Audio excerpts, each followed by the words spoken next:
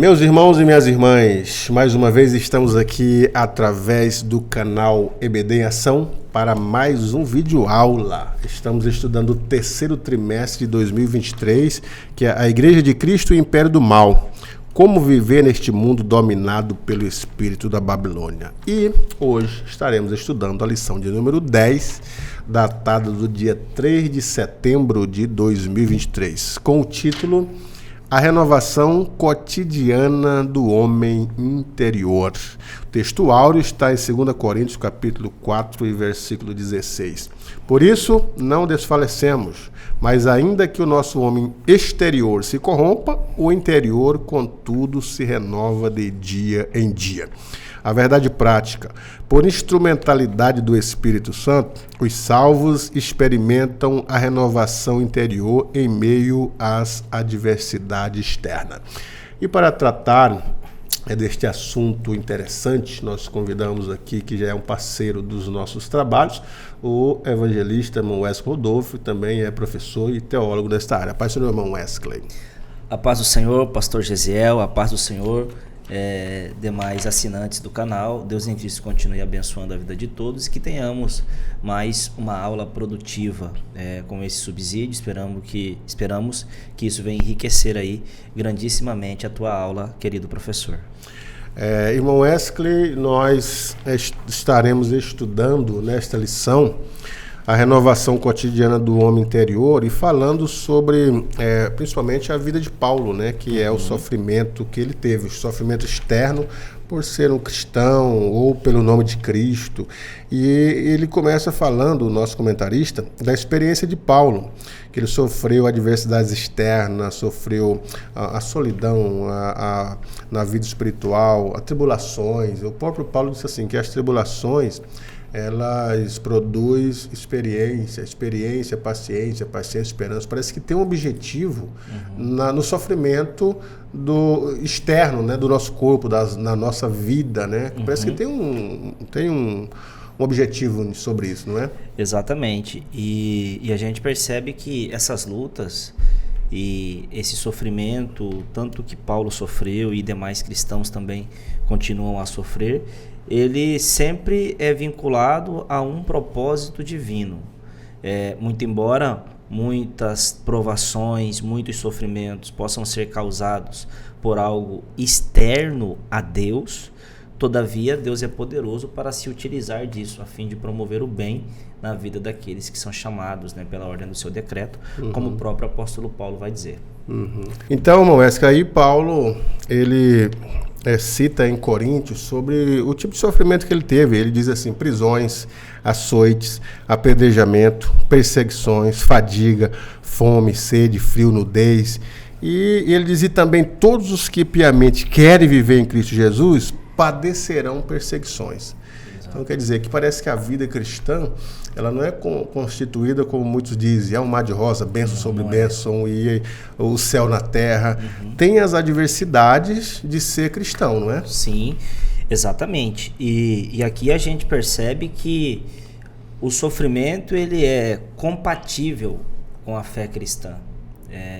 Muito embora a gente tinha vivido aí longos anos, né? Estamos ainda vivendo nesse tempo onde algumas pessoas consideram que a fé cristã não é compatível com o sofrimento. Ainda vemos discurso do tipo, se você está sofrendo, pode ser que tenha alguma coisa errada na sua vida. Ainda tem esse discurso na atualidade. Ainda tem esse discurso ainda.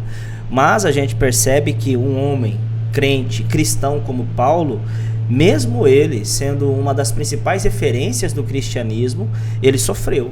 Sim. E ele, como o senhor muito bem descreveu aqui, esse áudio aí não vai atrapalhar, será lá? É pouca coisa. Então tá. Como ele muito bem descreveu, como o senhor muito bem descreveu aí, dizendo que ele passou por prisões, açoites, apedrejamentos, perseguições, fadiga. E ele chega a dizer até fome, sede, como que sendo coisas que ele teve de enfrentar nas suas muitas viagens. E diga-se de passagem, não era viagem de turismo simplesmente, não era a passeio, a lazer, eram viagens as quais eles estavam indo para pregar o evangelho. E mesmo assim, ele passou por diversos tipos de sofrimento, como nós aqui podemos ver. E tudo isso, com certeza, teve um propósito divino para que ele pudesse passar por todas essas coisas, conforme a gente vai ver em pontos posteriores aí da lição, como Deus utilizou-se dessas coisas em prol do próprio evangelho. E ele também diz assim, que por isso, né, por causa desse sofrimento, parece-me que porque, como ele diz, o evangelho está guardado em vaso de barro, que no caso é a nossa vida espiritual, né? Aliás, o nosso corpo, o evangelho está guardado, nós guardamos o evangelho. Por isso que há as perseguições, porque a gente carrega o evangelho, e isso é uma declaração que nós somos o pó, somos feitos de pó, somos frágeis, e por isso sofremos o ataque, o homem exterior padece, sofre por causa da cruz, por causa do evangelho, por causa de Cristo, por causa da nossa vida. Então nós sofremos esses ataques. Ele queria dizer porque ele tinha o ouro em si, em vaso de barro, tinha o evangelho que é ouro, e por causa disso o inimigo e as agruras da vida, ele sofria esses ataques externos porque tinha algo de valor dentro dele, né? Exatamente. Que é o evangelho. E era exatamente essa fé, né? A fé. A fé que ele guardava dentro de si, que era ali no homem interior, como a gente vai ver daqui a pouquinho também. Então, e isso se desembocava de forma externa, mas havia uma preciosidade dentro dele, né? Que era algo que ele considerava de muito valor, tinha muita estima, né? Tanto que ele vai dizer depois, né? Que ele considerou perda tudo aquilo que ele havia antes conquistado por conta do prêmio, da vocação que ele havia recebido, né? Então, sim. Era muito valioso, sim, para ele. Era muito valioso. E no segundo ponto do primeiro tópico, o comentarista fala do exemplo do apóstolo, dizendo que mesmo diante do sofrimento, o apóstolo não retrocede, né? Suas provações forjaram a confiança e um contexto que ele coloca aqui. Por isso não desfalecemos, ainda que o nosso homem exterior se corrompa, né? Falando desse aspecto. Embora o exterior seja consumido pelas tribulações, o salvo não desanima, não recua. No mundo três aflições, tem de bom ânimo, querendo dizer o seguinte, que nessa vida nós sofremos os ataques do corpo, as emoções, as tribulações, como Paulo disse, em fome muitas vezes, em perigo de morte muitas vezes, açoitado com varas 2 vezes, o flagelo 5 vezes. Então, por mais que ele tenha sofrido nesta vida, a dificuldade financeira, a dificuldade de relacionamento, sendo indesejado entre os judeus, mas o homem interior, está mostrando aqui 2 homens, o exterior e o homem interior. O homem exterior é o barro, a carne, aquilo que entra em contato com a matéria. E o homem interior é a alma ou o espírito. É aquilo que nós temos de melhor, né? Que é a alma ou o espírito, a parte imaterial, né? Exatamente. Ele é um excelente exemplo disso. E ele vai dizer, inclusive, que todas essas coisas que lhe aconteceram contribuíram para que o evangelho pudesse ser propagado. A consciência que o apóstolo Paulo tem de quem está conduzindo a sua vida é espetacular. Por exemplo, Paulo, ele passou por vários processos, entre eles o de prisão. Roma prendeu Paulo, os judeus entregaram Paulo à prisão, tinham uma perseguição tanto religiosa quanto política. Ele poderia, por exemplo, dizer, quem me prendeu foram os judeus que fizeram calúnia de mim. Ele poderia dizer, quem me prendeu foi Roma, por conta desse governo, enfim, poderia colocar a culpa em todas as questões, todas as pessoas e todas as instituições ali daquele momento. Ele poderia dizer que era um prisioneiro de Roma, um prisioneiro dos judeus, mas não, ele se considera prisioneiro de Cristo. Prisioneiro de Cristo. Considerando que todo aquele sofrimento que ele estava passando estava sendo guiado, controlado por Deus, para que ele pudesse levar o evangelho, para que o evangelho pudesse avançar através da vida dele e por ocasião deste sofrimento, entre eles a prisão. E é impressionante como a gente vai ver, por exemplo, onde o evangelho chegou por ocasião do sofrimento de Paulo. Ele foi preso, como preso ele virou um preso domiciliar por um momento, e como preso domiciliar ele podia receber visitas. Em outros momentos não, havia pelo menos só guardas ali para protegê-lo, e ele pregou o evangelho para esses guardas. Tanto que esses guardas, alguns deles vieram a se converter. Tanto que ele, quando escreve aos Filipenses, ele vai dizer, os da casa de César te saúdam, vos saúdam, ou seja, dizendo que ali dentre os da casa de César tinha alguém que estava mandando a paz do Senhor, que é um distintivo, né, de quem havia aceitado a Jesus, de quem era cristão na época. Então a gente percebe que ele tem uma consciência de que o sofrimento estava ali levando para que o evangelho pudesse ser propagado, e é por isso que ele conseguia manifestar e ter tanto ânimo e fé, mesmo em momentos de tanta adversidade. E o terceiro ponto aqui, ele fala da esperança do crente. Na Escritura, o contraste entre as aflições do homem e o poder de Deus estão assim representadas: atribulados, mas não angustiados. Significa que mesmo pressionado, o crente não é esmagado. Perplexo, mas não desanimado. Indica que mesmo confuso, o crente não se desespera. Perseguidos, mas não desamparado. Sinaliza que mesmo ameaçado, o crente não é abandonado, né? E assim vai, abatido, mas não destruído. Mostra que mesmo derrubado, o crente não é nocauteado. Então, apesar de tudo que vem sobre a nossa vida, a pessoa continua firme, né? E em pé, né? Não resiste, não tomba. Exatamente. Perfeito. E é até engraçado essa forma que o pastor Douglas Batista aqui colocou, né? Derrubado, mas não nocauteado.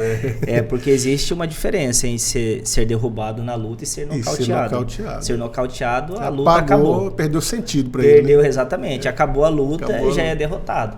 Não, aqui fala que nessas batalhas podem até haver momentos, né, onde parece-se que a batalha está sendo perdida, porém ela nunca estará, né? Ou seja, a guerra total, ela jamais estará perdida se Deus estiver no comando e no controle. E é por isso que ele declara dessa forma, dizendo que abatidos, mas não destruídos, perplexos, enfim. Ele entende que em alguns momentos ele pode passar por esses momentos de aflições e de adversidades, só que isso não é o todo, não é o que define. O que define é o que está além disso, que era a esperança que ele conseguia enxergar diante de todas essas lutas e diante de todos esses problemas. Muito bom. Então esse tema, falando da questão do nosso homem exterior, é motivador, né? A continuidade da nossa vida espiritual. Exato. O segundo tópico, a renovação agora interior. Falamos do exterior, vamos falar do interior agora. O fortalecimento diário. A Bíblia enfatiza que o Espírito Santo é um agente que habilita o crente a manter-se firme, né? Aí ele fala sobre a operação do Espírito, fala sobre a nossa fidelidade, que o Espírito ele motiva para não termos desânimo, para termos compromisso, para termos força, para se renovar. Falando da questão interior. Por quê? Porque onde o Espírito atua é no Espírito do homem, o Espírito Santo, né? Porque o texto fala assim, o Espírito de Deus testifica com o nosso Espírito, né? Então parece que há uma comunhão entre o Espírito de Deus, parece não, há uma comunhão entre o Espírito de Deus e o Espírito do homem, o cristão. Que ali ele abre o entendimento, como o salmista disse, desvenda os meus olhos para que contemple as maravilhas da tua lei. A renovação do nosso entendimento através da palavra, o fortalecimento, a firmeza, a fidelidade, tudo vem no Espírito e na alma do homem através da palavra e do Espírito, não é isso? Exatamente. E é por isso que essa renovação é do homem interior, porque quando fala de homem interior, está se referindo sobre aquela parte imaterial do homem, que é considerado como espírito, como a alma, enfim. Então, é nesse homem interior que o Espírito Santo age a fim de que ele seja fortalecido e renovado, por assim dizer. E perceba que essa atuação do Espírito Santo, ela vai desde coisas mais complexas até mais simples, daquelas que nós já sabemos, mas há um testemunho do Espírito interior a nós. Por exemplo, como o senhor citou aí, ele testifica com o nosso espírito que nós somos filhos de Deus. A Bíblia já nos diz sobre isso, a gente já ouviu diversas vezes sobre isso, porém o testemunho do Espírito Santo interior é capaz de fazer com que nós sejamos renovados em momentos de adversidade. E esse é o papel do Espírito Santo. Esse é o papel do Espírito Santo, né? Exatamente. Atuar na parte interna, né, do ser humano. Um outro ponto, Maurício, que é o eterno peso da glória. O apóstolo Paulo faz a seguinte declaração: a nossa leve e momentânea tribulação produz para nós um peso eterno de glória muito excelente. Ele faz um contraste entre o sofrimento presente, o futuro glorioso. O apóstolo ensina que, se comparado ao peso da glória, que é eterna, a tribulação é leve, é passageira. Tipo assim, nessa terra nós vivemos aqui 60, 70 anos. Vamos dizer assim que o indivíduo passou 70 anos de sofrimento aqui na terra. Mas no céu é uma eternidade, né? E uma eternidade que compensa o sofrimento aqui na terra, né? Você renunciar a muitas coisas, se privar de todas as coisas, para uma coisa que é eterna, que não é passageira. 70 anos passam, 80 anos, 90 anos de idade, mas passam. Agora, uma eternidade ela não passa, né? Não passa. Exatamente. Paulo, assim como Davi no Salmo 23, ele encontra a pastagem onde o descontentamento morre. Perceba que ele está fazendo uma comparação do tempo presente com a glória que em nós há de ser revelada, e ele diz que a glória que em nós há de ser revelada não dá para comparar com a tristeza, com os momentos de aflições que nós aqui vivemos. Isso será muito maior do que as aflições momentâneas. Percebam como o foco de Paulo está sempre, na eternidade, no mundo vindouro, e isso faz com que ele seja motivado aqui. A gente percebe que existe uma grande falta de sentido para viver em nosso tempo, e quem dera se isso fosse só além da igreja, mas não é. Não está para além da igreja isso. Dentro dos próprios cristãos, existem muitos cristãos que estão perdendo o sentido da própria vida. Mas por quê? Está pensando na vida como um fim aqui nessa terra. Aqui nessa terra. Paulo, ele conseguia contemplar, ver a eternidade, inclusive, e fazer a comparação. Quando se coloca ali na balança as aflições do tempo presente e a glória que em nós há de ser revelada, não tem como comparar. Não tem como comparar com essas aflições aqui presentes. E o que ele está querendo dizer com isso? Que tudo isso que nós aqui passamos será compensado de uma forma gloriosa por Deus em um momento em que nós lá estivermos para sempre com Ele.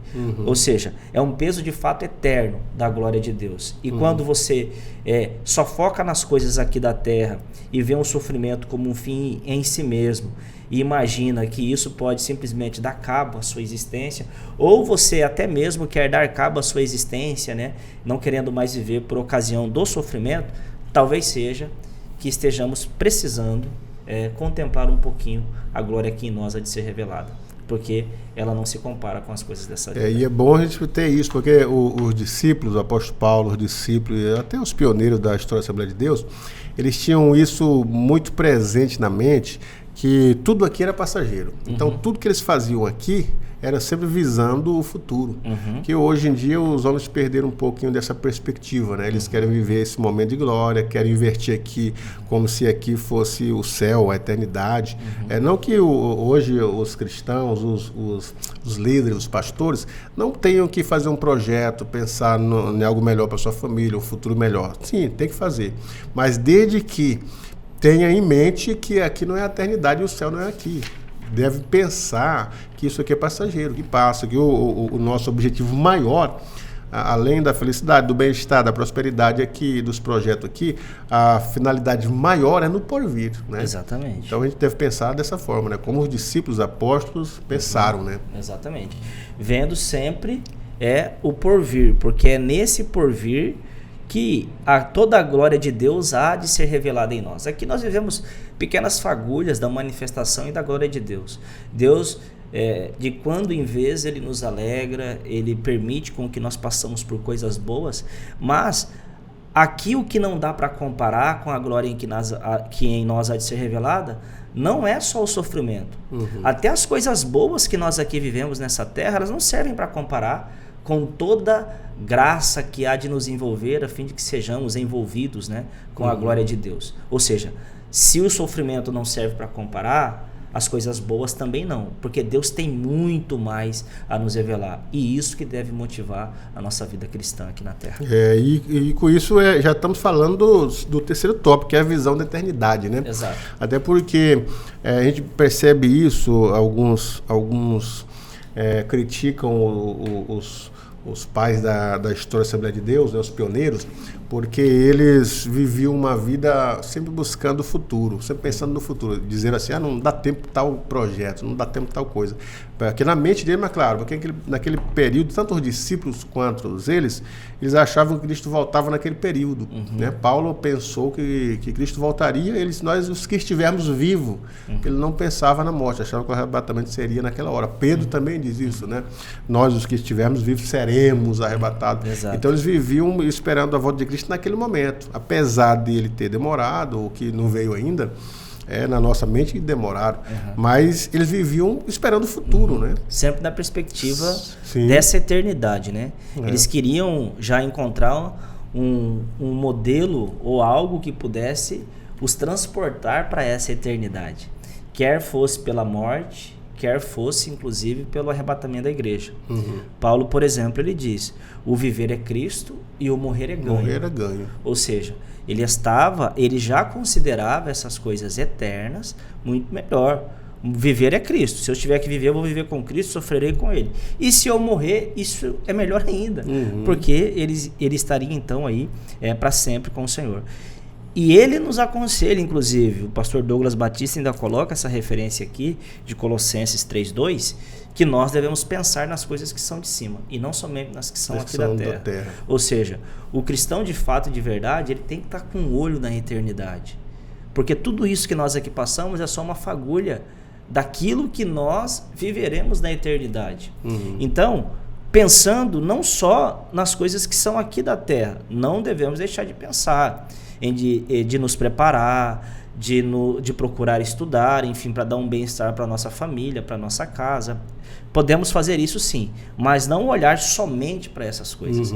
Quando nós estamos olhando mais para o céu, tudo que nós fazemos aqui na terra é uma extensão daquilo que tem na eternidade. A gente não pode fazer o contrário, colocar a extensão daqui na terra lá na eternidade. Não, tudo tem que ser motivado pela eternidade. E Paulo nos ensina isso pela sua vida. Maravilha, maravilha.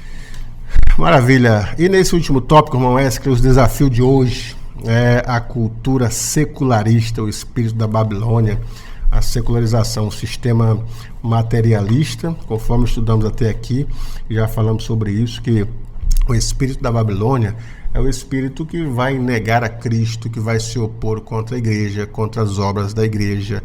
O espírito da Babilônia se opõe contra as palavras, os valores da igreja. Essa cultura secularista, né, como diz o Deus desse século, é o diabo, o Deus do século, falando do sistema. O sistema político, econômico, filosófico, os pensamentos de igreja. Então esta é a cultura secularista, que tem corrompido, é um desafio de hoje e quer corromper o homem interior, quer dizer, o nosso entendimento, a nossa alma, o sentimento, as razões, né, nesse aspecto aí, né? Exato. E essa cultura secularista, que é sobretudo materialista, como vai dizer o pastor Douglas Batista, ela traz a ideia de que aquilo que não se pode ver não existe. Logo, isso que nós estamos tratando aqui da renovação do homem interior, e essa renovação ela deve ser cotidiana, eles vão desconsiderar isso. Por quê? Porque o espírito não é visto, não é palpável, logo ele não existe. E isso traz uma série, né, de outros problemas, porque se a vida imaterial ela é irreal, logo então, logo tudo aquilo que a gente vive aqui nessa terra, ela não é digna de ter nenhuma esperança de futuro, visto que tudo acaba aqui. Aquilo que Paulo disse ali, como nós vimos no tópico anterior, do peso de glória, que não dá para comparar. Logo, as pessoas apenas influídas pela questão material, elas não conseguem contemplar esse porvir, esse futuro, por assim dizer. Então, essa cultura materialista, ela traz e envolve-nos de muitos problemas, e um deles é essa questão da própria esperança. E só pontuando aqui, pastor, que já no século XVII teve um filósofo, um matemático cristão por nome Pascal. Ele pegou e fez uma conta interessante. Sim. Ele disse que em um questionamento, né, com ateus, ele disse que o cristão ele pode levar alguma vantagem apenas propondo algo matemático, e o que deveria ser vantajoso, então, comparando isso com o materialismo, né? Porque o materialismo, ele acredita que não há vida após a morte, que tudo resume-se aqui na matéria e, portanto, nessa vida. E aí ele disse, vamos fazer uma conta aqui, então, como um bom matemático que era. Ele falou assim, vamos supor que você esteja certo. Se você estiver certo, se nós aqui vivermos nessa terra, e aí eu fui cristão, eu criei em Deus, você não creu, e aí você viveu a vida como você viveu, tranquilamente. E aí nós morremos. Depois que nós morrermos, o que vai sobrar? Tanto de mim quanto de você? Nada. Então, se nada existir, o que nós vivemos aqui na Terra, nada vai importar lá na vida futura, se é que tem vida futura. Se você estiver certo, todos nós vamos virar nada. Agora, se você estiver errado, ele parte do ponto de vista de que uma proposição não pode ser verdadeira e falsa. Então o pressuposto dele é que se o camarada ateu dissesse que não há vida após a morte, se ele estivesse certo, logo ele estaria errado. E se ele disse que há vida após a morte, que Deus vai requerer isso, logo ele não poderia estar certo. Mas ele disse, se você estiver errado, e se houver vidas após a morte, e se você morrer, e aí você for dar conta disso, tiver que prestar conta, e aí? Então ele diz que matematicamente é mais vantajoso crer na vida futura, a fim de que nós possamos aí, de alguma forma, tirar algum proveito disso. Então, se nada existir, nada seremos. Mas se existir, aí então nós estaremos aí a um nível de esperança muito maior e melhor. Maravilha. E o segundo ponto aqui desse terceiro tópico, Wesley, é o relativismo doutrinário. Outro ataque que procura matar a nossa vida espiritual é o processo de desconstrução dos fundamentos da fé. Então, quando nós estamos vivendo aí dessa desconstrução, aí fala da desconstrução do feminismo, aliás, da feminilidade, né? Desconstrução da masculinidade, desconstrução de Deus, a morte de Deus, a desconstrução dos valores bíblicos, da própria Bíblia em si, né? Das doutrinas bíblicas, da fé em Deus, uma série de outras coisas aí que tem sido desconstruída com esse relativismo. Tudo é relativo, a verdade não é mais absoluta, a verdade é relativa. Então, é um outro ataque, um outro desafio para o nosso entendimento, para o homem interior, para a nossa fé, né? Exatamente. Em decorrência dessa cultura secularista, tudo tornou-se relativo. Porque se não há vida após a morte, se não existe espírito, se não existe Deus, e se o que existe é só aquilo que é palpável, então tudo é relativo. Logo já não há um padrão estabelecido para que nós possamos então aí estabelecer e viver em função deles. E isso traz uma série de problemas que nós já aqui estudamos, inclusive sobre a relativização do próprio pecado, porque aí as pessoas, elas com as mazelas que os homens vivem, né? E têm, e os reveses, enfim, eles não conseguem encontrar a causa natural ali, visto que não há pecado individual, o pecado é social, na verdade o mal está nas estruturas sociais, enfim. E aí eles começam a queixar-se dessas coisas como se isso que acontece aqui na Terra é só por ocasião da opressão de um grupo específico de pessoas. E aí eles querem desvencilhar-se disso. Esse relativismo doutrinário relativiza principalmente a doutrina do pecado que nós estudamos aqui na primeira lição. E aí nos momentos de reveses, de tristeza, como o apóstolo Paulo ali listou, que ele passou pelas intempéries da vida, perceba que Paulo, ele consegue ver que em todos esses momentos Deus está no controle. Como disse, preso, ele disse, não se considerava um preso de Roma, nem um preso político, nem um preso social, mas um preso de Cristo. Sim. Então ele não queixava-se disso. Mas o que Jeremias denuncia do homem pecador é quando ele escreve, por exemplo, no livro das Lamentações.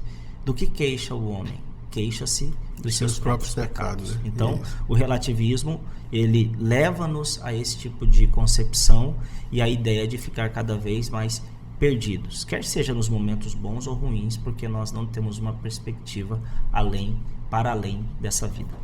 E o terceiro e último tópico é a batalha espiritual, que ele fala que todo salvo trava uma batalha espiritual neste mundo.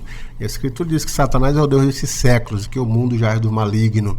Então ele vai descrevendo aí o tipo de batalha espiritual. A nossa declaração de fé realça que foi com o engano que ele começou a sua atividade com o mundo. Então a batalha espiritual, ela não é simplesmente aquilo que eles pregam, uma batalha aí no céu, que os demônios e os anjos travaram uma luta, o Deus e o diabo em termos de igualdade estão lutando.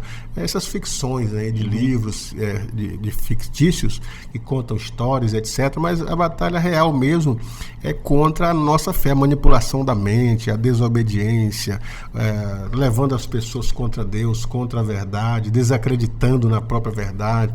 É uma batalha que nós cravamos, os espíritos malignos influenciando as pessoas, colocando desobediência, confusões e uma série de coisas que nós julgamos ser isto aí a batalha espiritual, né? Exatamente. A batalha espiritual, ela é real, não como alguns a fantasiam, né? Que vai colocar Deus e o diabo em termo pé de de igualdade, né? E também em competição, como se Deus e o diabo estivessem competindo alguma coisa. Não é esse tipo de batalha espiritual. A batalha espiritual que hoje existe é aquela que decorre de fato desse mundo espiritual e que principalmente envolve nós, crentes e pessoas.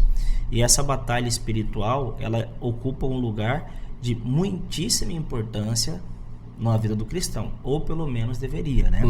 Tanto que é o Espírito de Deus, que é o nosso aliado, né, nessa batalha espiritual, e faz com que nós possamos, por exemplo, identificar, e faz com que nós possamos, inclusive, ser inclinados e guiados pelo Espírito Santo nessa batalha. Paulo vai dizer que os que são de Cristo têm o Espírito Santo.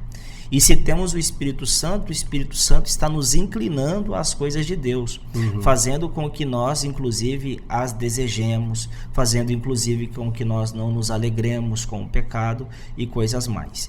E se nós temos o Espírito de Deus, estamos inclinados às coisas do Espírito, e Paulo vai dizer ainda em Gálatas, capítulo 6, verso 7, que aquele que semeia na carne, da carne vai colher morte e destruição. E o que semeia no Espírito, do Espírito vai colher vida.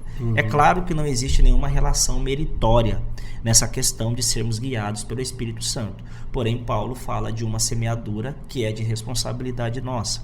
E de sorte que a gente não pode passar o dia todo pensando em coisas ruins, pensando em coisas más, pensando em coisas que não coadunam aí com a vida de um cristão e querer colher do Espírito. Não tem como. Se a gente semear na carne, da carne a gente vai colher. Se semear do Espírito, nós vamos colher vida.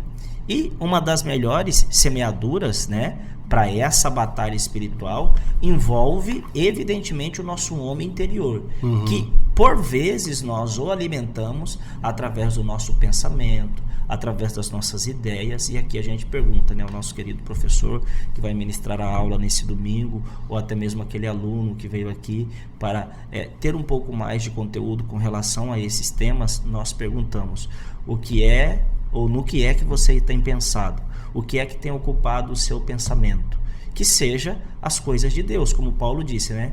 Pensai não somente nas coisas que são da terra, mas também nas que são do céu. Para vencermos essa batalha, nós dependemos do Espírito Santo, que age no nosso interior, mas não tem como colher do Espírito, sendo que nós só semeamos na carne.